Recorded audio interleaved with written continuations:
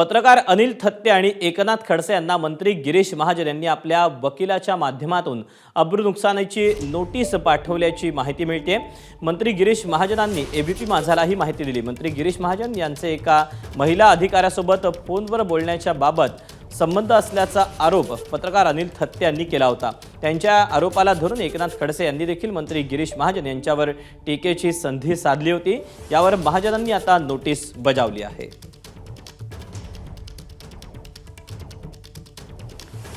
तेव्हा पुन्हा एकदा खडसे विरुद्ध गिरीश महाजन हा वाद राज्याला पाहायला मिळतोय।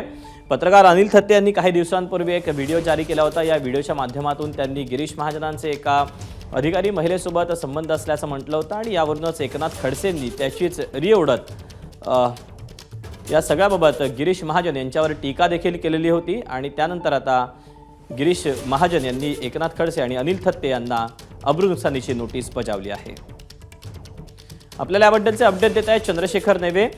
चंद्रशेखर, या अब्रू नुकसानीच्या नोटीसमध्ये काय नेमका दावा करण्यात आलेला आहे, काय नेमकं गिरीश महाजन यांचं म्हणणं आहे? दीपक, या सगळ्याच्या संदर्भात गिरीश महाजन यांच्याशी आपण बोलण्याचा प्रयत्न केला। त्यावेळेला त्यांनी फोनवर माहिती दिलेली आहे।